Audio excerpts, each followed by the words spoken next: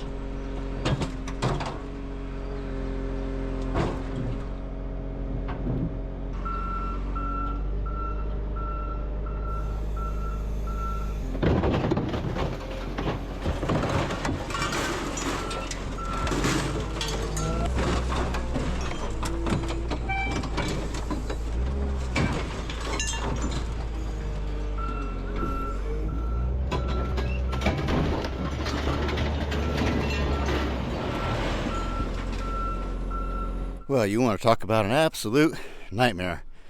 The thing wouldn't disengage, and I thought, oh, I'm going to have to get out and disengage it, but then the wood ripped out on the bed. And so it dumped everything out the back, and then it flipped over on its side and dumped it all over the ground. I got probably 3/4 of it picked up, but my truck's here an hour early. So now I've just got to try to bulldoze everything out of the way the best I can. I don't have any bundles ready to go. Today is not going like I thought it would, so now you get to see what a bad day at the junkyard looks like.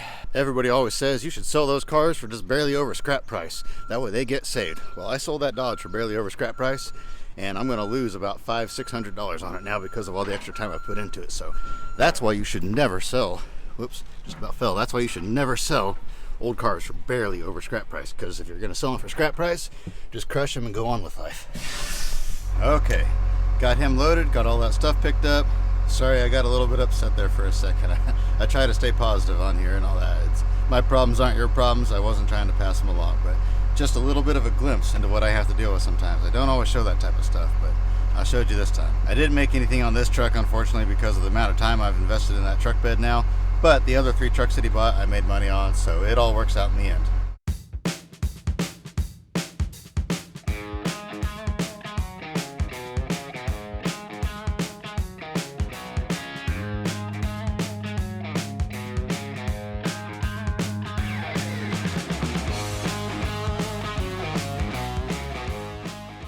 Okay, I got the Dodge set out, I got the Ford set out, I got the Chevy, all the brand new parts that went to it, I got loaded up inside the cab and got it set out. Now I've got to dig out the GMC. I'm gonna have to switch loaders. That loader is just about out of fuel, and so what fuel I have left, I want to save for loading trucks until I have time to get it filled. All sorts of good stuff in here. This is all stuff that I saved from the crusher. This was everything here was on trucks that the scrapper had bought, and he was just gonna crush. And so I bought this. Actually, he gave me all of this stuff here. All of this was free, but I bought, I don't remember if it was 11 or 13 or 14 noses, something like that, off of his trucks and paid him good money for those. So I paid him $2,000 or $3,000. So he just threw this in on the deal. There's a bunch of really good stuff in here though, so I need to put it inside so it doesn't get ruined in the weather.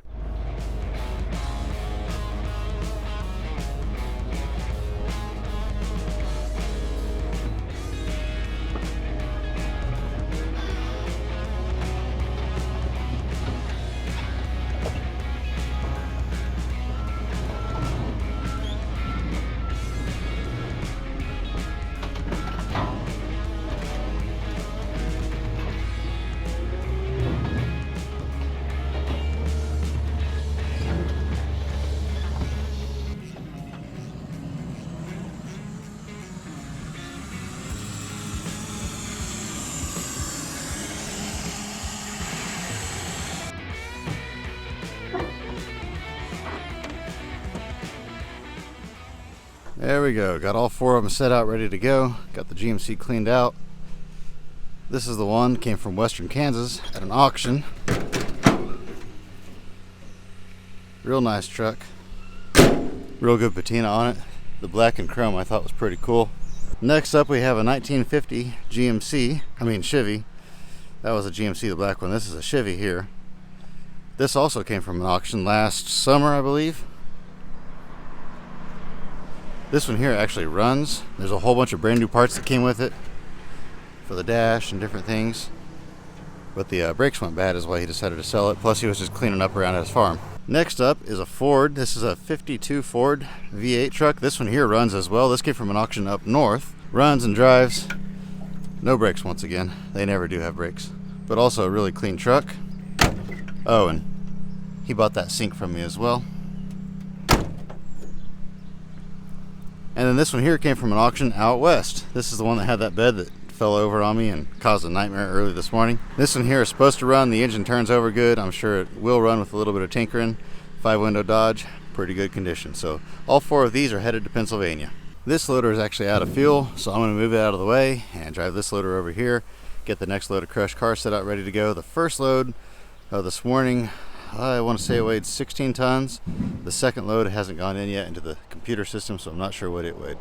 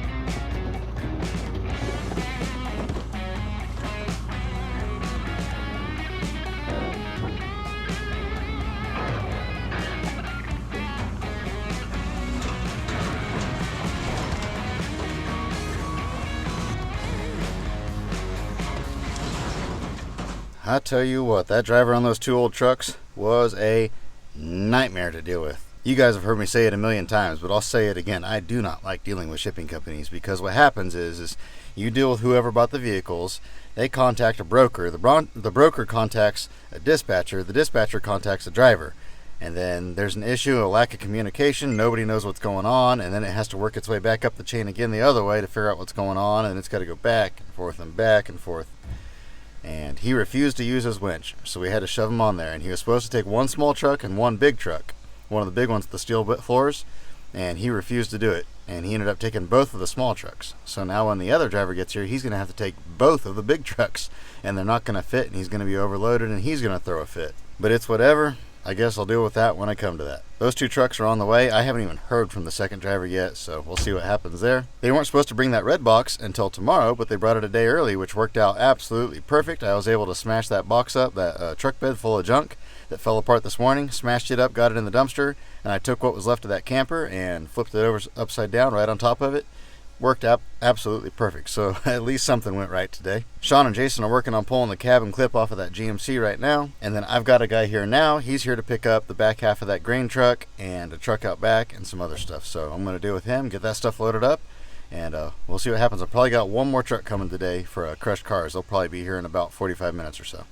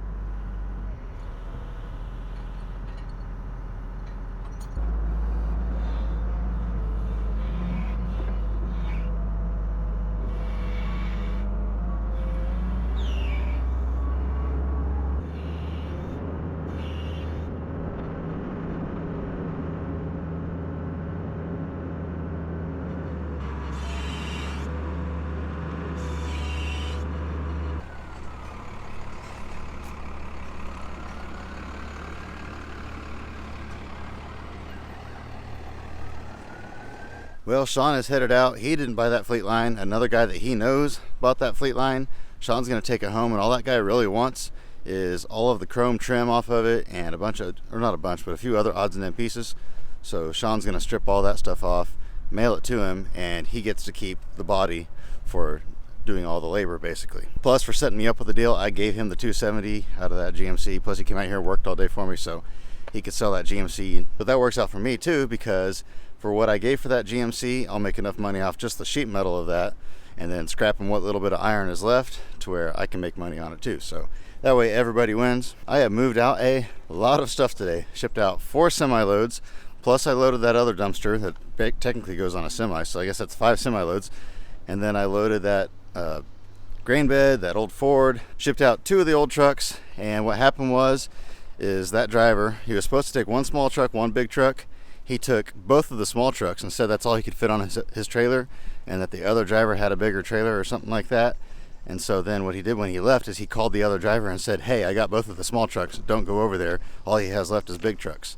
And so the other driver went somewhere else and got a load. So now I've got 2 trucks sitting out here that I have nowhere left to put, because the one was sitting right there now and I don't want to have to move all that stuff, and where the other one was at is clear full of stuff now too. So I have nowhere to put those. So I told the guy at the bottom, I said, man, I don't know what to tell you, but I'm going to have to leave them out there and hope nobody steals them. I won't be back for 3 or 4 days. I am going to go ahead and move them a little bit so they're not like right next to the street. I'll move them up where that house used to be. I got a guy going to be here any minute to pick up a 350 motor we pulled out the other day. And then I have that pair of Rockwell axles we cut out of that old Ford Semi here a while back. I've had those advertised. The guy's coming from Missouri to get them. He messaged me about 9 o'clock this morning. He said he's about 5-6 hours away from here and that he would be here and get them. I said, okay, sounds great. And never heard from him. And he messages me and this afternoon says, I'll be there about 5 o'clock. I said, okay, no problem. 5 o'clock comes, he messages me, says, I'll be there about 6 o'clock. And I said, well, I kind of needed to be somewhere else by 6, but we'll make that work. And then he calls, it's about 5:30 now, and he calls me and says, hey, I'm not going to be there till 6:30. And I said, man, you keep pushing this out further and further, pretty soon I'm just going to have to leave, and you drove all this way for nothing. But he said he'll for sure be here by 6:30. His GPS actually says like 6:22, so that gives him 8 minutes of leeway. So we'll see. All I know is he better not try to talk me down on price, making me wait an extra hour and a half like this. It has been a pretty high stress day, but we got a ton of stuff moved. Got a bunch of cars shipped out, got a bunch of old stuff moved. I really didn't make that much money today. Actually, hardly anything today because pretty much everything I did today was stuff that was already paid for. But anyway, today's Thursday. I'm not working tomorrow. Since I worked last Saturday at an auction, I said I was going to spend time with the family tomorrow. So I won't actually be out here till Monday of next week, and I'm going to hit it hard and heavy crushing because Tuesday and Thursday of next week, I've got to load cars, and I've only got 1 load on the ground left. And Tuesday and Thursday, if we do 4 loads each day, that's 8 loads. So I basically have Monday to crush 3 more loads, and then Tuesday and Wednesday to crush 4 more loads. So I've got to hit it hard and heavy. And then next Friday and Saturday, I've got a pretty big thing going on. That'll be its own video for sure.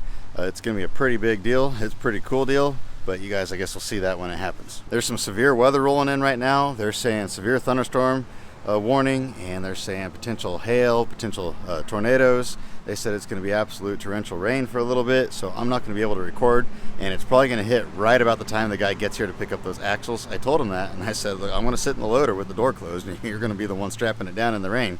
And he said, that's fine, I'm running late. So I won't be able to record that, but I think we're just about done with this video anyway. So with that, I am going to head out. I hope you guys enjoyed this one. Like I say, today was a crazy day, but it was a fun day at the same time and got a lot done. There was a lot of stress, but there was a lot of good things too. So you put it all together, it was another good day. Stay tuned for the next one. As always, I hope you have an absolutely fantastic rest of your day. And remember to get out there and find an adventure. We'll see you next time.